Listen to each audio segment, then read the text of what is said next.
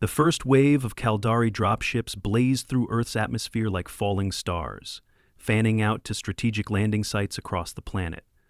Plasma cannons, drone swarms, and legions of bipedal shock troops descended with military precision.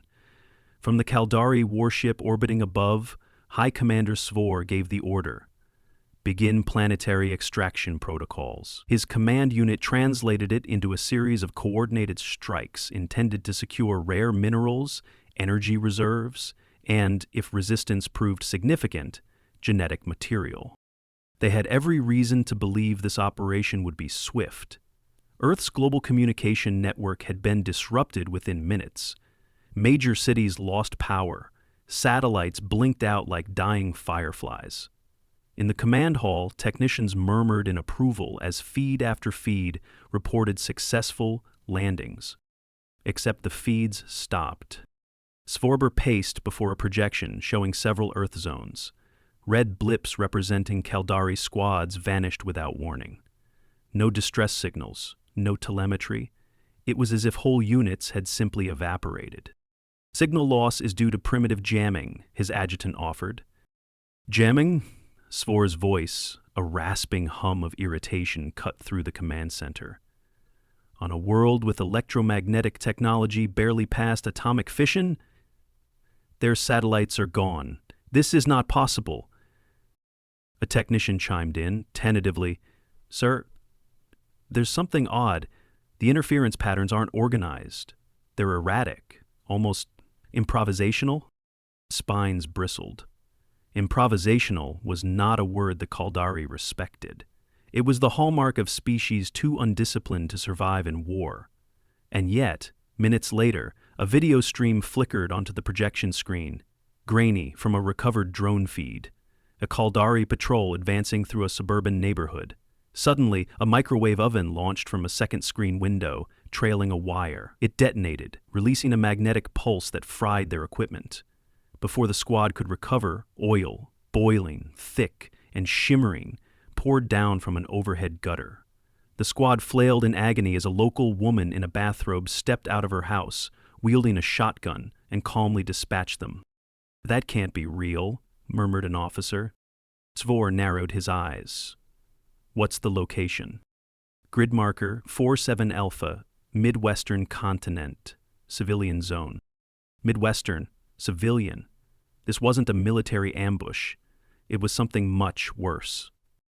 Within hours, the Kaldari ground teams found themselves under siege by enemies who didn't follow any tactical doctrines. They were farmers using hack tractors to jam communications and deliver payloads of fertilizer-based explosives.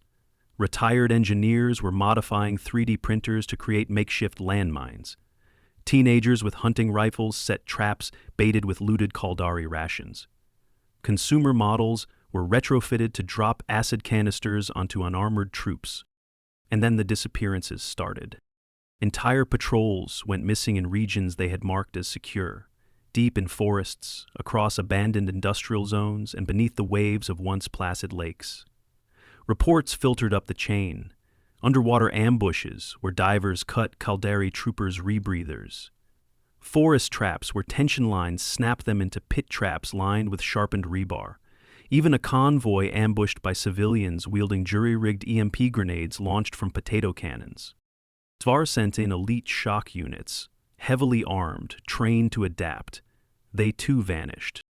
Aboard the orbiting warship, the Kaldari High Command convened an emergency session. "This is madness," Svor hissed, his claws tapping against the console. "These humans should be fleeing, not hunting. Why are they attacking non-combatants?" A junior strategist, pale and trembling, offered a reply. "Sir, they're not attacking to defend cities or infrastructure. They're treating our forces as the primary targets. We've become the game. For a species accustomed to subjugating worlds with overwhelming force, the concept was as alien as the humans themselves." Back on the ground, Captain Eric Mason limped through the wreckage of what had once been a Kaldari forward base. His right leg was in a brace, a souvenir from a shrapnel injury he'd picked up during the first week of the invasion. The local clinic had patched him up with makeshift supplies, but walking was slow. His squad, if you could call it that, consisted of a dozen volunteers from his small town, a mechanic, a retired school teacher, a barista, and a couple of high school seniors with more grit than sense. They crouched in the shadows of the collapsed base, listening to the distant hum of Kaldari aerial scouts. "3 of them," said Sira, the barista, checking the drone scanner made from a modified gaming console. "We need to move." Eric gritted his teeth. Every step shot pain up his leg, but staying was worse. "We'll take the river, quietly. If they track us, we'll spring the charge on the north bank." The charge, in this case, was a water filtration unit rigged with homemade thermite. It wasn't elegant, but it would work. They'd tested it on a Kaldari supply truck the day before. They slipped into the water, wading waist-deep through reeds, barely disturbing the surface. The drones passed overhead, oblivious. It wasn't until they'd reached the far bank that Eric allowed himself to breathe. "Where are we leaving this to the military?" one of the high school kids whispered. Eric looked back at the burning remnants of the Kaldari base, his face drawn and pale. "Because there isn't a military anymore. It's just us." In the following days, news trickled in from other regions. Kaldari extraction ships were grounded by homemade electromagnetic pulse bombs. Urban centers became death traps where seemingly abandoned vehicles exploded in chain reactions. Aquatic teams reported hostile environments where human divers used modified fishing gear to disable or drown them. In the command ship, Spor's adjutant handed him a report. His hands shook. "Sir, they're calling this meat grinder tactics." Spor's gaze darkened. "Withdraw the forward units, consolidate at central extraction points. We'll regroup and strike with orbital support." But when they tried, the humans weren't there. They had melted back into neighborhoods, forests, and oceans. They weren't defending cities. They were turning Earth itself into a weapon. Eric Mason's leg grew worse. Infection set in. The local clinic lacked supplies, so they used antibiotics from a looted pharmacy and field-splinted the leg to keep him mobile. He didn't complain, though the pain turned his sleep into a haze of nightmares. 3 days later, his group linked up with a larger resistance cell in the Rockies. There, medics properly debrided the wound, cleaned it, and set him on a more realistic recovery plan: crutches, antibiotics, and several weeks of reduced activity. "You'll walk again, but not today," said the lead medic. Eric nodded grimly. "Good enough." By then, Kaldari losses were catastrophic. Units sent to reinforce the front lines found themselves swallowed by terrain that actively betrayed them. Every attempt to control the environment, jamming, terrain scans, even limited atmospheric bombardments, was met with human ingenuity that turned their tactics against them. Svor stared at the updated projections in disbelief. "They've turned this planet into a death trap. For us." A junior officer whispered. "Commander, we think they're hunting us." Svar's mind, so disciplined in logic and control, couldn't grasp the concept. He had studied war, conquest, and subjugation. He had not studied desperation. He hadn't studied humanity. Kaldari patrols had grown wary. Gone were the confident strides of armored elites through devastated cities. Now they moved in jittery formations, eyes scanning rooftops, basements, and storm drains. Each civilian they passed seemed to watch them with cool calculation. Sometimes those civilians vanished, slipping down alleys, but not before whispering coordinates into makeshift radios. Sfor's orders had changed. No more wide dispersals, no more isolated forward posts. Extraction teams were to form heavily fortified clusters, with aerial support and overlapping drone surveillance. Orbital warships had begun launching kinetic strikes on areas suspected of harboring human resistance, but the humans anticipated them, clearing out before impacts and flooding Kaldari landing zones with false signals and electronic decoys. On the ground, Eric Mason sat under a camo tarp in a pine forest north of what used to be Denver. His injured leg was splinted and stabilized, and the medics had fitted him with an adjustable brace. Pain still gnawed at him when he moved, but he could limp short distances with a crutch. Beside him, Hector, a wiry rancher who had once programmed irrigation drones, was wiring together a homemade sensor array. It was built from scavenged security cameras, an old weather station, and parts stripped from a fallen Kaldari recon drone. Should be able to track their movement up the valley, Hector said, tightening a bolt. Eric checked his watch. It had been 10 days since his injury. His leg was healing, slowly, realistically. The infection had been brought under control with antibiotics, but swelling still limited his mobility. "How long do we have?" he asked. Hector looked up. "Maybe an hour before their next sweep. You should rest. We'll need you when we spring the net." Rest wasn't exactly on the menu. Nearby, a group of former construction workers were rigging a crude but functional catapult from steel beams and counterweights. The payload? Drums of thickened gasoline mixed with soap to create a clingy, napalm-like gel. Further down the slope, a teenager named Benji, once a high school science club president, was calibrating a series of pressure plates made from salvaged Kaldari components. The kid's face was pale, dark rings under his eyes, but his hands were steady. Eric limped over. "You holding up?" Benji glanced at him, then nodded. "I'm fine. My sister's with a group in the city. She's setting up EMP traps in the sewers. If she can do that, I can handle this." Eric didn't argue. "Good. Let's make sure these plates go off when they're supposed to." As the sun dipped behind the mountains, a chill crept through the air. The Kaldari patrols approached, their formations tight, their weapons bristling with energy fields. Overhead, drone swarms moved like schools of fish, but when one drone flickered out, then another, the squad hesitated. That's when the catapult launched. The flaming drum arced through the sky, trailing smoke, before smashing into the lead patrol. Fires splashed across armor and electronics, shorting systems and igniting fuel cells. Panic rippled through the Kaldari ranks. Some fired wildly into the forest, others scrambled for cover. The pressure plates detonated next, tearing gaps in the formation. Cries of confusion and pain echoed across the valley. Eric, bracing against a tree, shouted, "Now!" From concealed positions, human fighters emerged. Farmers with hunting rifles, mechanics with improvised explosives, even a former librarian who calmly operated a jury-rigged railgun cobbled together from stolen parts and rebar. The Kaldari fought back, but the environment betrayed them. Their lines dissolved into chaos. Within minutes, the valley fell silent, except for the crackling of flames and the distant whine of retreating aerial scouts. Hector exhaled and slumped against a tree. That was too close. Eric felt the ache deep in his leg, but he kept his voice level. "They're getting cautious. It's slowing them down." A medic approached, inspecting Eric's leg. "We need to get you back to camp. You're overdue for an antibiotic dose." "I can walk," Eric insisted, but even he knew his limits. It would be another month at least before he could put weight on the leg without risking re-injury. The human body was tough but not miraculous. Back in the Kaldari command center aboard the orbiting warship, Svor studied the latest casualty figures. Over 80% of his ground units were unaccounted for or confirmed lost. Field commanders reported seeing humans using everything from repurposed kitchen appliances to repainted delivery trucks as armored personnel carriers. Even oceanic units were suffering losses to human divers equipped with spear guns and homemade rebreathers. His adjutant's voice trembled. "We're detecting human signals infiltrating our command frequencies. They're hijacking our own drones."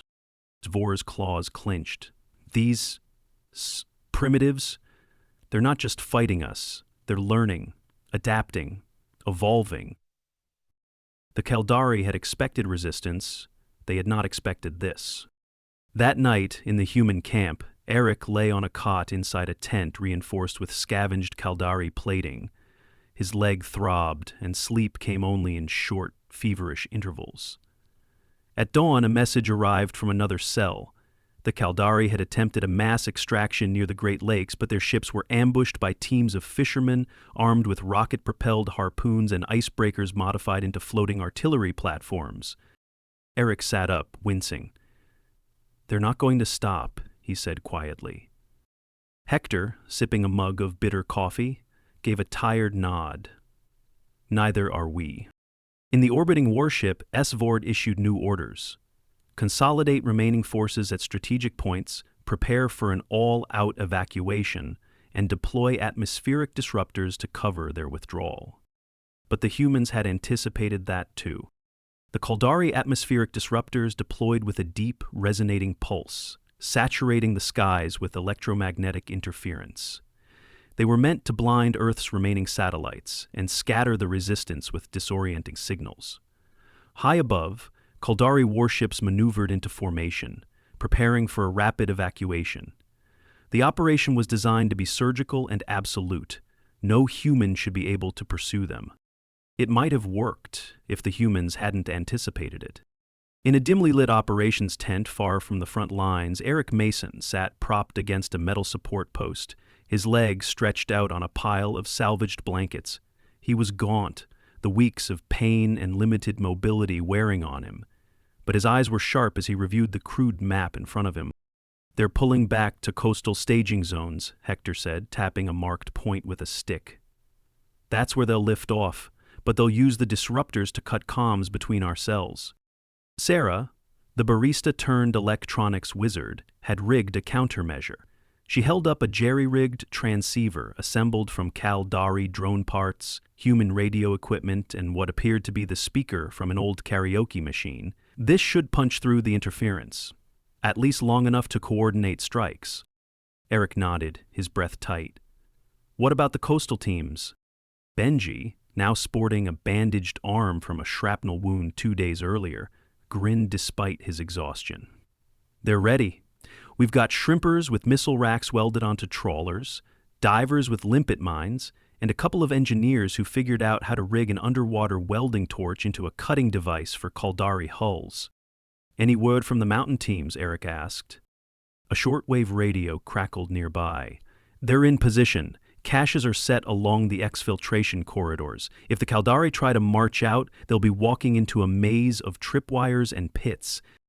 Eric let out a slow breath. His leg was healing, but every shift of weight sent a jolt of agony through his thigh. The medics had warned him to avoid putting any weight on it for at least 6 more weeks, but there was no time. "All right, let's move." With Hector supporting him under one arm and a makeshift crutch under the other, Eric limped toward the edge of camp. At the coastal staging zones, the Kaldari had established fortified perimeters. Automated turrets, drone pickets, and patrols scoured the beaches. Atmospheric disruptors hummed overhead, shimmering against the twilight sky. From a command platform, Svor observed the final phase of extraction, his expression a mix of exhaustion and disbelief. Reports streamed in of renewed human attacks. Fishing vessels were approaching from unexpected angles, their hulls painted with camouflage nets and festooned with makeshift armor. In one feed, a Kaldari aerial drone captured the sight of a group of human divers surfacing in wetsuits stitched together from various fabrics, placing limpet mines on the hull of a Kaldari landing craft. When the mines detonated, fire bloomed across the water's surface, and the craft rolled, spilling disoriented Kaldari troops into the sea. On the beaches, hidden resistance fighters sprang ambushes with everything from improvised flamethrowers to net traps woven from steel cables. In one section, a group of retirees from a coastal town unleashed a jury-rigged cannon built from an old lighthouse foghorn. The projectile, a barrel packed with shrapnel and explosives, shattered a Kaldari heavy walker, its armor collapsing in a heap of sparks and twisted metal. Svor's claws dug into the console. "This was supposed to be a retreat, not a slaughter," he muttered. At that moment, an encrypted signal broke through the interference on his personal comms channel. It was faint, but the translator recognized the language. "Nice fireworks show, but you're not going anywhere," a human voice crackled. It was Eric Mason. Svor's eyes widened, and for a moment he stood frozen. "How is that possible?" he demanded. But the signal cut off as quickly as it had appeared. Down below, Eric's group, now reinforced with fighters from inland cells, advanced under the cover of darkness. Hector moved like a ghost through the shadows, disabling sentry drones with bursts from an EMP rifle. Sarah scrambled along the dunes, placing signal disruptors to blind Kaldari scanners. Benji and the other younger fighters set up mortar tubes using repurposed plumbing pipes, launching smoke shells to obscure their approach. Eric, wincing with each step, joined a team preparing to breach a Kaldari supply depot near the perimeter. His role was limited, providing overwatch with a hunting rifle while the others placed charges, but his presence steadied the younger fighters. "Ready?" he asked through clenched teeth. A nod from Hector, a whispered count, and then the charges went off in a dull thump. Fire rolled through the depots, scattering Kaldari personnel. The resistance swarmed in, securing weapons and disabling communications relays. By dawn, the coastal staging zones were in chaos. Kaldari forces scrambled for extraction ships, only to find the landing pads rigged with tripwires, explosives, and in one notable case, an entire fleet of autonomous delivery drones carrying high-yield batteries repurposed as bombs. The ocean itself turned against them. Modified fishing vessels under cover of smoke and fog harassed the Kaldari ships, forcing them to divert resources to defense. In the confusion, resistance fighters boarded and sabotaged multiple craft. Eric was evacuated back to camp as the fighting intensified. His leg had begun bleeding again, and the medic who examined him was blunt. "You've torn some of the healing tissue. You need to stay off it for weeks at least. If you push this, you could do permanent damage." "I'll stay off it after," Eric said, grimacing as the medic applied fresh dressings and adjusted his brace. Back in orbit, Sfor gave the final order: abandon the extraction. Cut losses. The Kaldari fleet prepared for emergency atmospheric ascent, leaving behind ground units to fend for themselves. But as the ships rose through the atmosphere, a final human countermeasure activated. Resistance teams in mountain ranges launched rockets rigged with proximity warheads, shattering one Kaldari heavy transport in midair. Civilians from the valleys below cheered as flaming debris rained down. In the end, the Kaldari fleet broke orbit, limping away from a planet that had fought not with unified armies, but with relentless improvisation and determination. The Kaldari fleet limped away from Earth's orbit, their sleek warships battered and scarred, carrying the remnants of a once formidable invasion force. Aboard the flagship, High Commander Sfor stared out at the pale blue planet as it receded into the distance. He imagined it shrinking behind them, but he knew its presence would never truly leave his mind. "Status of the fleet," he rasped. His adjutant, visibly shaken, replied, "We've lost over half the landing ships. Orbital defenses were compromised. Ground units, their reports stopped 2 hours ago. Interference and, we assume, total loss." "Assume total loss," Sfor repeated hollowly, his voice devoid of its usual authority. Behind him, the bridge crew operated in near silence. No one dared speak of the debacle unfolding in real time. The failed extractions, the desperate retreats, the waves of human resistance that had bled them dry. Sfor had never imagined a species like this. Not because they were technologically superior, they weren't. Not because they were unbreakable, he'd seen plenty of human casualties on the feeds before they were lost. It was because they adapted too fast. They were unpredictable, chaotic, and terrifyingly creative. His warbooks, filled with strategies honed over millennia of conquest, had proven useless. Down on Earth, Eric Mason sat in the recovery ward of a makeshift field hospital. The hospital had once been a school gymnasium, and the air still smelled faintly of sweat and old wood varnish. His leg was elevated and encased in a rigid brace. The medics had finally stabilized it after the last fight, but his recovery was far from over. 4 more weeks before you can even think about weight bearing, the medic warned, tightening the straps. Eric nodded, exhaustion creasing his face. "I'll take it." His voice was hoarse, and the lines around his eyes were deeper now. The battles had taken a toll on him, and not just physically. He'd seen friends die, people he'd known since childhood, neighbors, strangers who'd become family in the crucible of war. But through it all, they'd kept fighting. A nurse, an older woman with a soft voice and a face that seemed incapable of frowning, brought him a cup of weak coffee. "News just came through.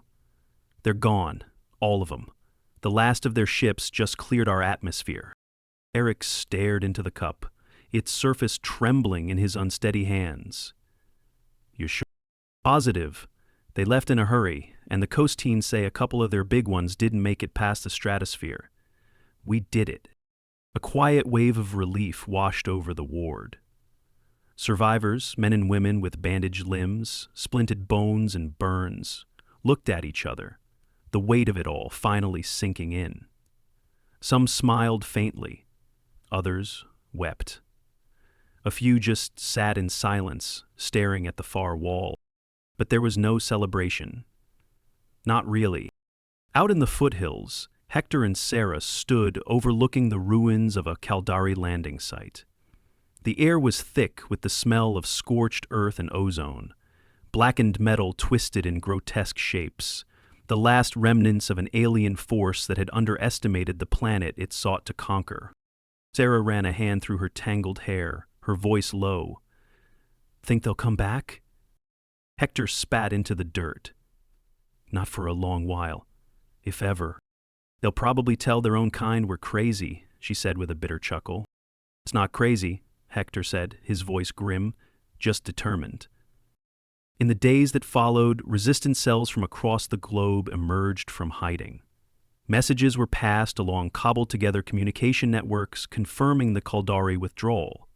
Relief supplies were organized, injured were evacuated to better-equipped facilities, and the long process of rebuilding began. For Eric, recovery was slow. Weeks passed, his leg healed, but it was a slow, stubborn process. Even with proper care and physical therapy, he knew he'd never run again. But he could walk, and that was enough. He stood at the edge of the town square. What was left of it, plywood-covered broken windows, craters marked the streets where Kaldari patrols had once stalked. Yet people were gathering. Farmers with sunburned faces, mechanics in oil-stained overalls, teenagers who looked far older than their years. A battered flag hung from a twisted lamppost, a symbol not of any nation but of stubborn human defiance. Eric Pursmine, Flexnim by name for the storm he'd crashed, and the Hirazir the people parted, nodding to him as he passed.